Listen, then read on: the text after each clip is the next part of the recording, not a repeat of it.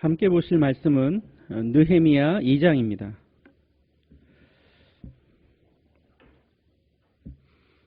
느헤미야 2장 11절에서 20절까지 말씀 한 절씩 교독하겠습니다.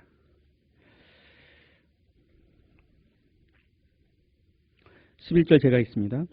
내가 예루살렘에 이르러 머문 지 사흘 만에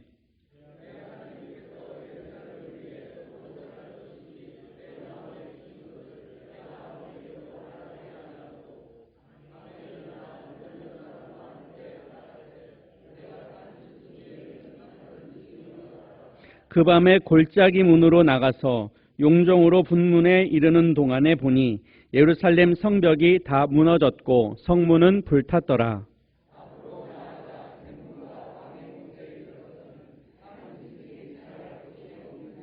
그 밤에 시내를 따라 올라가서 성벽을 살펴본 후에 돌아서 골짜기 문으로 들어와 돌아왔으니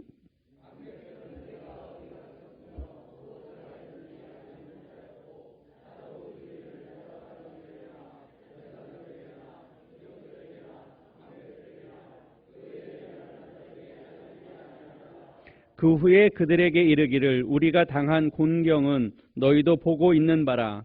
예루살렘이 황폐하고 성문이 불탔으니 자 예루살렘 성을 건축하여 다시 수치를 당하지 말자 하고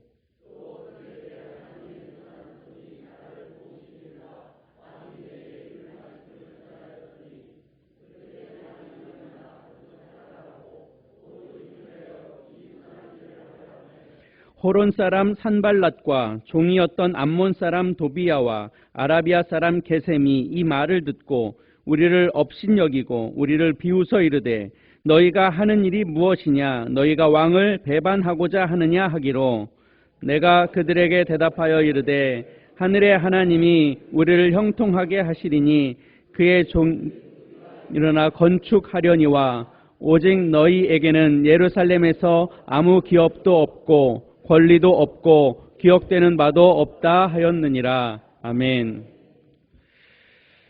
오늘 우리가 읽은 본문의 2장은 뒷부분에 해당되는데요. 제가 오늘 여러분에게 말씀드릴 내용은 2장 전체에 대한 이야기입니다. 성경을 가지고 계시면 이 느헤미야 2장을 펴놓고 말씀을 보시면 좋겠습니다.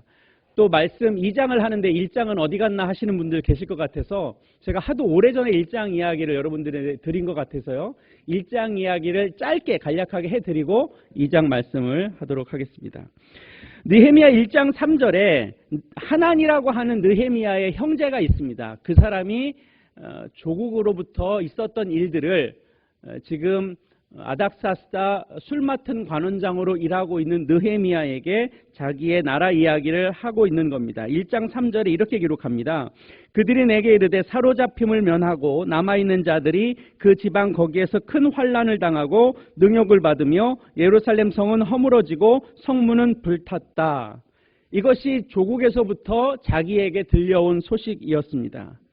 지금 자기는 아닥사스다 왕의 술 맡은 관원장으로서 굉장히 중요한 역할을 감당하고 있고 세상적으로도 부족함이 전혀 없는 상태입니다.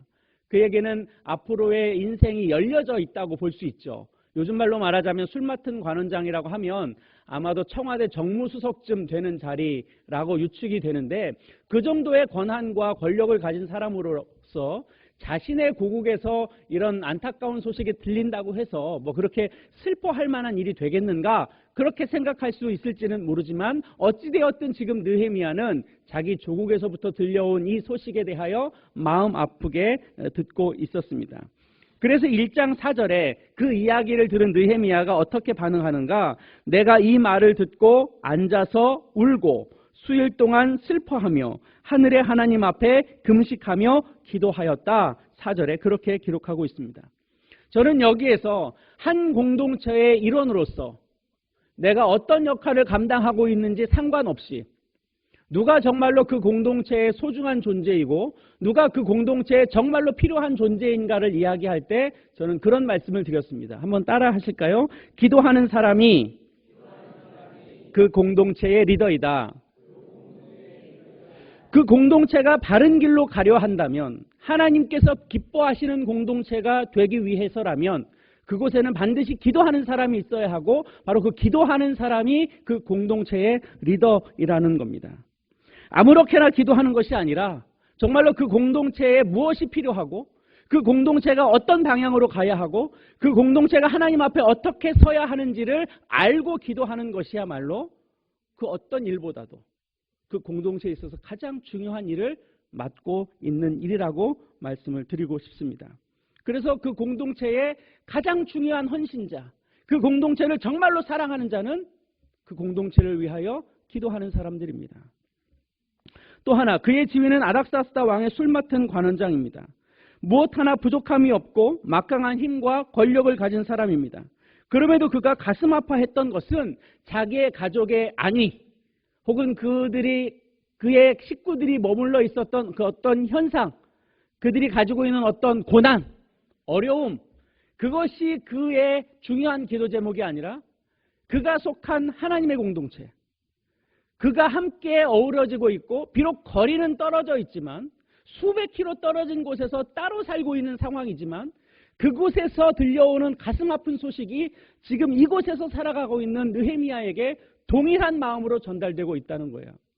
그래서 그가 무엇을 위하여 기도하여야 되냐? 그 공동체의 회복을 위해서 기도하고 있다는 거예요. 나의 편함도 아니고 나의 가족의 안위도 아니고 내 가족의 입신양명도 아니고 그 어떤 것이 아니라 하나님께서 우리에게 주신 그 귀한 공동체를 하나님의 영광스러운 자리로 올리기 위하여 가슴 아파하고 금식하며 눈물 흘리며 기도하는 그가 참된 신앙인의 모습이 아닐까. 그것이 그의 중요한 주제였다는 거예요. 공동체를 사랑하는 마음, 그 공동체와 내 마음이 함께 움직이고 있는 그것이 정말로 하나님이 기뻐하시는 모습 아닐까, 그런 생각이 듭니다. 그런 느헤미야는 그의 신앙의 정체성을, 어떤 신앙의 정체성을 가지고 있는 리더였는가? 제가 오늘 이 본문을 가지고 2장의 말씀을 가지고 나누려고 하는 겁니다. 그는 훌륭한 리더였습니다. 더군다나 요즘 말로 말하자면 제사장이나 목회자의 어떤 리더가 아니라 그는 지극히 평신도의 리더였습니다. 그는 제사장도 아니었고 레위인도 아니었습니다. 그냥 일반 평민이었습니다. 그런 사람이 어떻게 이스라엘의 부흥을 이끌어가고 어떻게 이스라엘을 하나님 손에 올려드리면서 그 공동체를 하나님 뜻 가운데를 가게 했을까? 그의 마음을 움직이게 했었던 중요한 주체들은 뭐가 있을까? 그가 정말로 하나님 앞에서 살고자 했던 그것은 어디에 근거를 하고 있었던 이야기일까? 첫 번째로는 이렇습니다. 느헤미야는 묵상하고 하나님의 마음으로 생각하는 신앙인이었습니다. 그렇게 간곡하게 하나님께서 주시는 마음으로 기도하고 또 자신의 이스라엘을 위하여 기도했던 느헤미야가 2장에 들어가면 그의 마음 가운데 수심이 있었다고 기록하고 있습니다. 2장 2절은 이렇게 기록합니다. 왕이 내게 이르시되 네가 병이 없거늘 어찌하여 얼굴에 수심이 있느냐? 이는 필연 내 마음에 근심이 있음이로다 하더라. 그때에 내가 크게 두려워하여. 지금 느헤미야의 마음 가운데 두려워하는 마음과 근심하는 마음이 그에게 있었다고 가르쳐주고 있습니다. 그래서 그의 가장 느헤미야를 사랑하는 아닥사스다 왕이 느헤미야에게 이렇게 이야기합니다. 내가 너에게 뭐 해줄까? 네가 원하는 것이 무엇이니? 4절 말씀에 왕이 내게 이르시되 그러면 네가 무엇을 원하느냐 하기로. 느헤미야가 수심이 가득하고 내 상황이 이렇습니다라고 이야기하니까 아닥사스다 왕이 내가 그럼 너에게 무엇을 해줄까? 그렇게 이야기하고 있습니다. 그런데 여기서 중요한 대목이 나오는데요. 2장 4절 후반부에 이렇게 기록합니다. 내가 곧 하늘의 하나님께 묵도하고 왕에게 아뢰되, 이렇게 표현되어 있습니다. 그가 수일 동안 금식하며 눈물 흘리며 하나님 앞에 기도하고 있습니다. 그가 자신의 땅으로 돌아가고자 하는 마음을 아닥사스다 왕에게 이야기를 하는 그 장면인데, 그가 느헤미야가 왕 앞에 내 소원은 이렇습니다. 나는 내 조국으로 돌아가고 싶습니다. 그 땅이 이렇게 무너져 있고 형편없는 상황이 됐습니다. 나는 그곳에 가서 하나님이 원하시는 일을 하고 싶습니다. 라는 마음이 느헤미야에게 있었겠죠. 그것이 한두 번 마음속으로 다짐한 것은 아니었을 것입니다. 그런데 자기 앞에 가장 막강한 힘과 권력을 가진 그 사람 앞에서, 바로 내 코앞에서 내가 너에게 무엇을 해줄까라고 요청하는 그 자리에 나는 이렇습니다라고 먼저 대답하고 자신의 의지를 표현하기 전에 그가 잠깐 동안 한 행동이 있는데, 그것이 뭐냐면 내가 곧 하늘의 하나님께 묵도하고 이렇게 하고 있습니다. 굉장히 중요한 순간이죠. 최고의 권력자 앞에서 지금 나의 대답을 그 왕이 기다리고 있는 상황입니다. 그 상황에서 머뭇머뭇거리는 것도 굉장히 이상한 일이고, 그곳에서 우물쭈물하는 것도 굉장히 이상한 일인데, 그 절체절명의 순간에 굉장히 중요한 답을 기다리고 있는 왕 앞에, 그 순간에도 내가 하나님 앞에 나의 생각을 정리하고 묵도하고 하나님의 뜻을 구하고 그 마음으로 왕 앞에 고할 수 있는 그 찰나의 순간에 그렇게 자기의 신앙을 태도를 보인다는 것은 간단한 일이 아니죠. 그 뜻은 어느 날 갑자기 느헤미야가 그런 행동을 하여야 되겠다고 마음을 먹고 준비하고 있다가 왕이 물어보니까 내가 왕 앞에서 잠시 묵도하고 대답해야지 라고 신앙의 경건의 모습을 취하고 대답한 것이 아니라는 거죠. 그는 그의 삶에서 그렇게 하나님 앞에 묵도하고 하나님 앞에 뜻을 구하고 하나님의 음성을 기다리고 하나님의 지혜를 구하고 하나님이 기뻐하시는 것이 무엇일까를 생각하는 것이 그의 일상이었다는 거예요. 이것이 참 좋은 신앙인의 모습이라고 저는 생각합니다. 무엇인가를 선택하기 전에 기도하고, 내가 무엇인가를 말하기 전에 기도하고, 내가 생각하고 결정한 것을 표현하기 전에 그것이 하나님 편에 좋기에 보시기에 옳은가, 좋은가, 분명한가, 그것이 선한 선택인가를 먼저 기도하고 묵도하고 난 뒤에 말하고 행동하고 표현하고 무엇인가를 결정하는 것이 더 성숙하고 더 참된 모습이 아닐까요? 저는 지금까지도 수많은 실수를 반복합니다. 말하고 나서 집에 돌아가서 후회한 적도 많고, 굳이 내가 이 말을 안 했어야 되는데 괜히 그 말을 해서 제 마음도 불편하고 그 누군가의 마음도 불편하게 하고, 또 내가 무엇인가를 선택했는데 그것이 자칫 나의 교만과 나의 이기심과 혹 나의 열정으로 인해서 내가 그렇게 표현하고 뭔가를 원했던 것은 아닐까? 정말로 그 가운데 하나님의 마음이 있었을까? 이것이 당연히 옳으니까 그 생각이 너무나도 내 마음 가운데 확고해서 두 번 다시 하나님 앞에 더 고민하지 않고 질문하지 않고 하나님의 뜻을 구하기 전에 말해버리고, 다른 사람의 마음을 불편하게 해도 그것에 대하여 거리낌이 없고, 내 스스로 옳다고 여기는 것을 행함으로 인해서 그것 때문에 다른 사람의 마음을 근심시키거나 그 마음 가운데 있는 하나님의 형상을 훼손시키는 일들이 저는 많더라고요. 잠깐의 순간인데, 잠깐의 순간에 내가 기다리면 되는데 하나님의 마음을 내가 조금만 헤아렸어도 그런 실수는 훨씬 더 줄일 수 있었는데, 내 생각과 내 경험과 내가 가지고 있는 그 어떤 것들을 내가 다른 사람에게 보여줌으로 인해서 그것이 하나님의 뜻이 되기 전에 나의 교만과 나의 어리석음을 표출하는 방식으로 내가 살지 않았던가.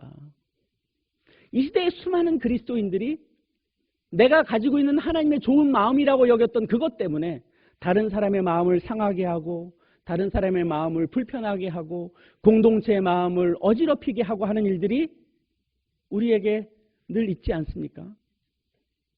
우리가 정말로 참된 그리스도인으로 살기를 소망한다면 무엇인가를 선택하고 결정하기 전에 하나님 앞에 묻고 하나님의 마음이 어디 있는지 헤아리고 다른 분의 마음 가운데 있는 그 하나님의 형상이 훼손되지 않게 잘 표현하고 잘 내 마음을 전할 수 있을 터인데 우리가 참 그러지를 못하는 것 같아요.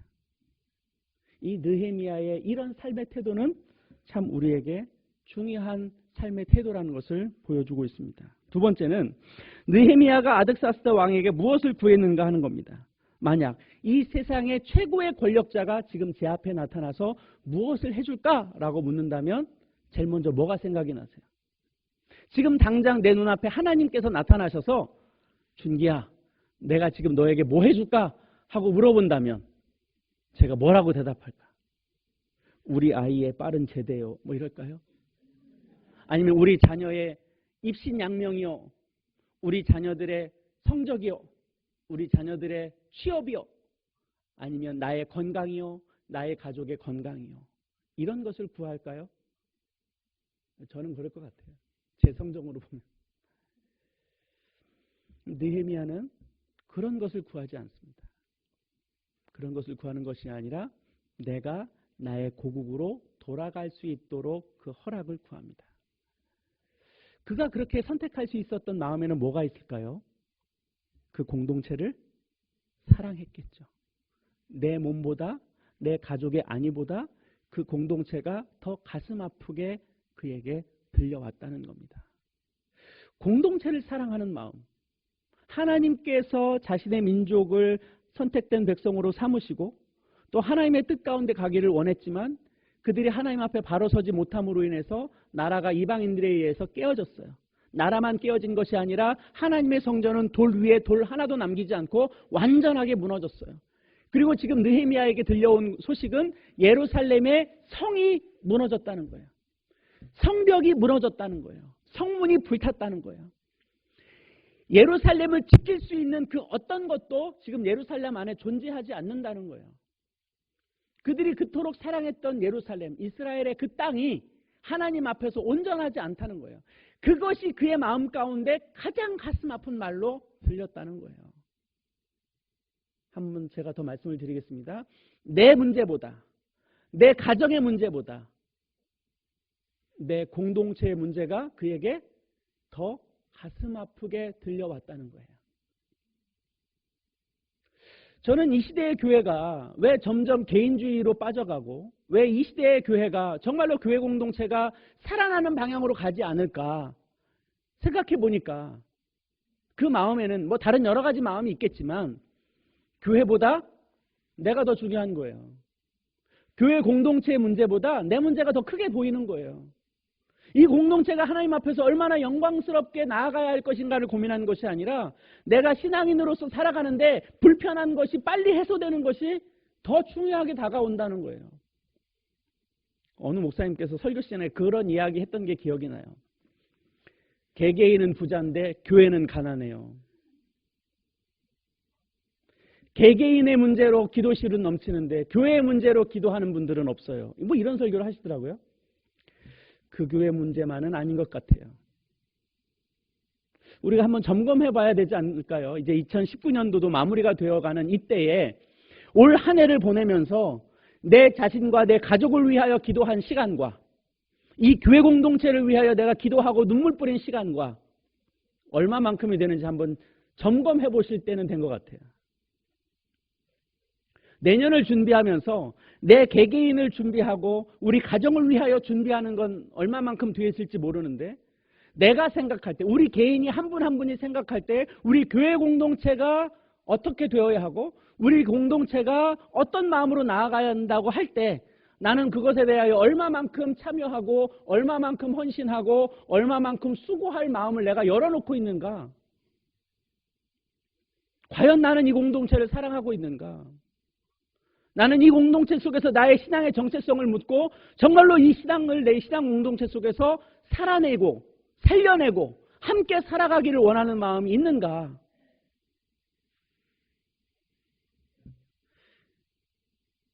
이걸 고민하고 이걸 마음 아파하고 이것에 대하여 눈물 뿌려 기도하며 이것이 나의 신앙의 정체성의 핵심이라는 것을 갖고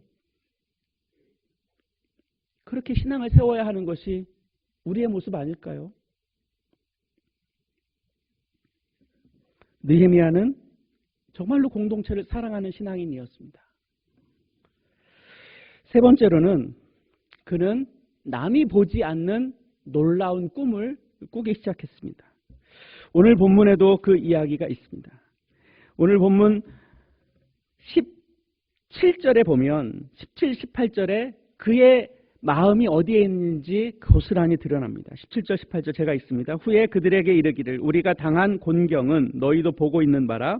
예루살렘이 황폐하고 성문이 불탔으니 자 예루살렘 성을 건축하여 다시 수치를 당하지 말자 하고, 또 그들에게 하나님의 선한 손이 나를 도우신 일과 왕이 내게 이른 말씀을 전하였더니 그들의 말이 일어나 건축하자 하고 모두 힘을 내어 이 선한 일을 하려 하매. 그가 하나님의 아닥사스다 왕의 명령을 받고 이스라엘의 총독으로 예루살렘을 방문하게 됩니다.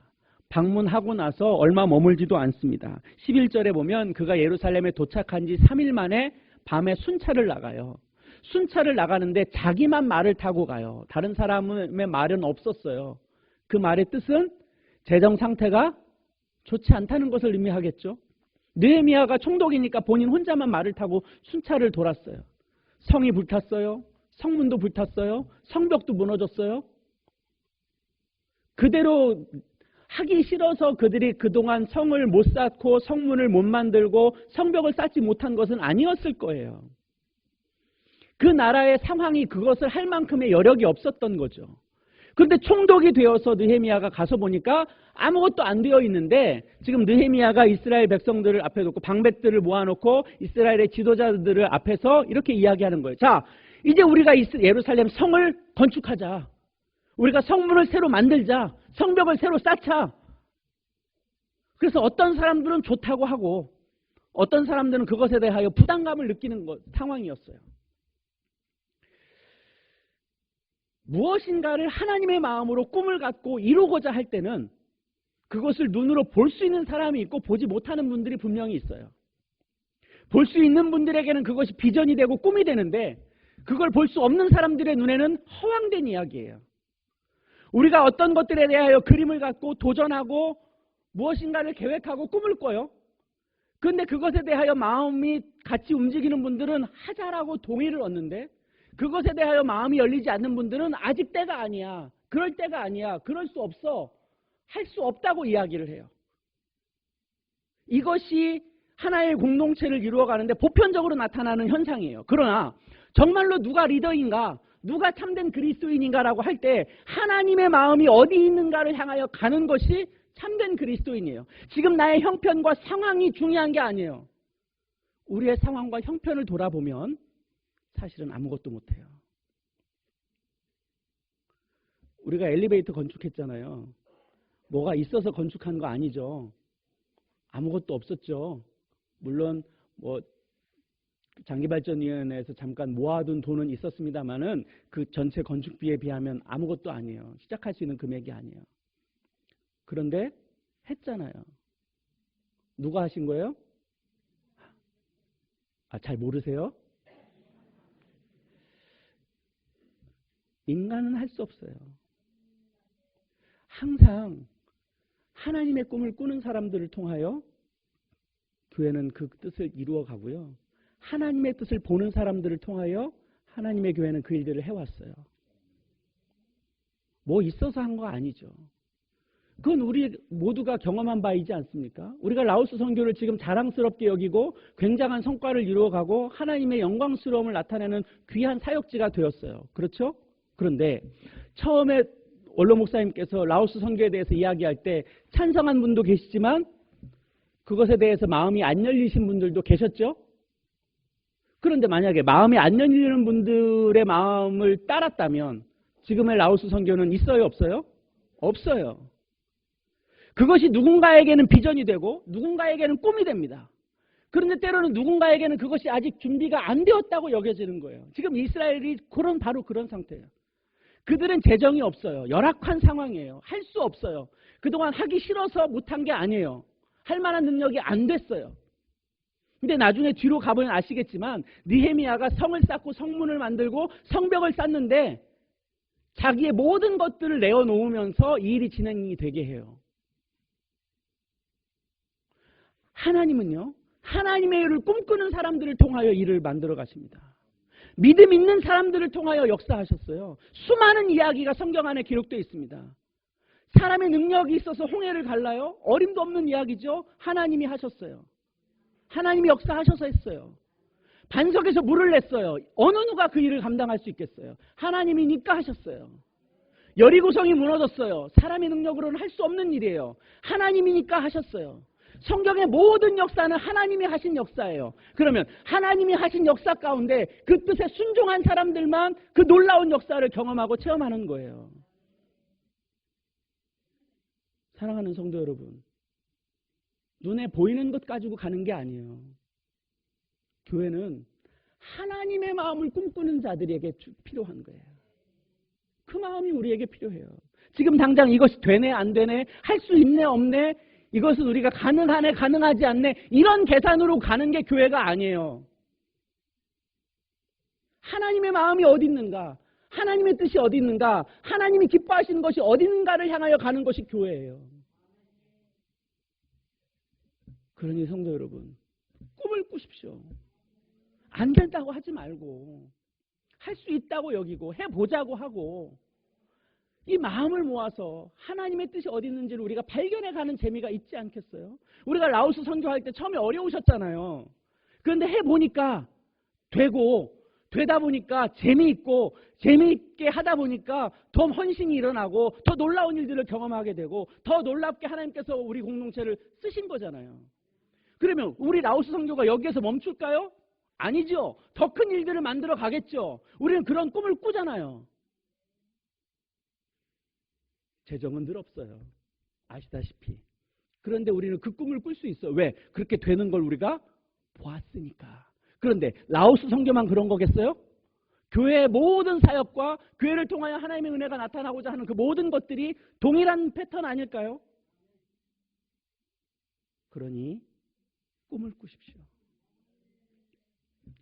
말씀을 정리하겠습니다. 느헤미야는 늘 자기의 삶에 묵상하는 삶을 살았습니다. 하나님의 마음으로 생각하는 신앙인이었습니다. 두 번째, 자신의 어떤 것을 구하기 전에 그 공동체를 위하여 기도하는 사람이었습니다. 셋째, 하나님의 마음에 합당한 비전을 품고 그 비전을 이루어 가려고 애를 썼던 사람입니다. 바로 그런 신앙인의 태도가 하나님 중심의 신앙이었다는 거예요. 느헤미야가 믿은 하나님과 우리가 믿는 하나님이 다를까요? 같을까요? 같으세요? 다르지는 않겠죠? 예. 그 하나님이 우리의 하나님을 믿습니다. 느헤미야가 믿었던 하나님이 바로 우리의 하나님인 것을 믿습니다. 느헤미야를 통하여 역사하셨던 그 하나님이 우리를 통하여 역사하실 그 하나님과 동일한 하나님이라는 것을 믿습니다. 아멘이시죠? 네, 좋습니다. 그렇다면 우리도 하나님 중심의 신앙으로 살아가야겠죠. 그러면 나를 통하여 하나님의 역사가 나타나겠죠. 하나님께서 나와 함께 하심을 믿는다면 그 속에서 하나님께서 우리를 기꺼이 사용하시겠죠. 그러면 이 하나님의 공동체가 하나님의 영광을 나타내는 온전한 공동체로 나아가겠죠.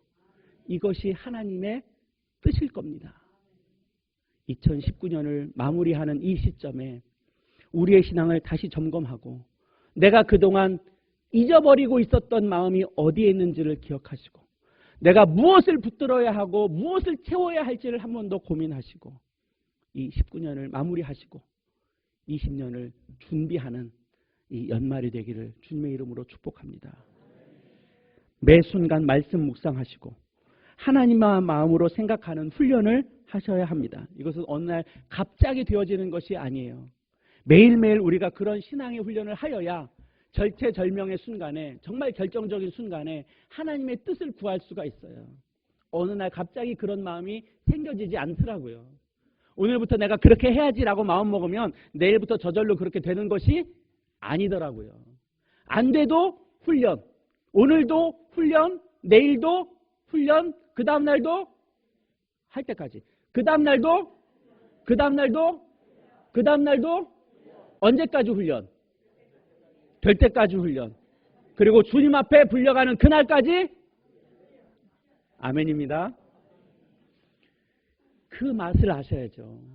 내가 어차피 한평생 신앙인으로 살겠다고 결정하셨는데 주님의 백성으로 내가 살 건데 주님의 마음을 내가 알면서 살아가는 은혜가 얼마나 쫄깃쫄깃하겠어요. 재밌겠죠? 네, 그런 삶으로 살아가시기를 축복합니다. 하나님 앞에 바른 것을 구할 줄 아는 지혜가 넘쳐나기를 소망합니다. 오늘 내가 그 경험했다고 됐다 마음 놓을 것이 아니라 오늘 내가 그 경험했으면 내일도 그 경험하고 그 다음 날도 그런 은혜가 저와 여러분의 삶에 주님이 우리를 부르시는 그날까지 있기를 소망합니다. 기도하겠습니다. 사랑이신 아버지 하나님, 느헤미야야말로 하나님 중심의 신앙인이었습니다. 느헤미야가 믿었던 그 하나님이 바로 우리의 하나님이라면 우리도 그런 삶을 살고 싶습니다. 주님, 나의 부족함을 돌아보게 하시고 내가 어떻게 올 한 해를 보냈는지도 점검하게 하시고 20년을 준비하는 이 시점에 다시 내가 그리스도의 인의 마음으로 하나님 중심의 신앙을 회복하고 믿음으로 살아가 주님을 기쁘시게 할 뿐만 아니라 하나님의 공동체를 기쁨으로 영광스럽게 올려드리는 그런 주체가 되는 내가 되게 하여 주옵소서. 예수님 이름으로 기도하옵나이다. 아멘.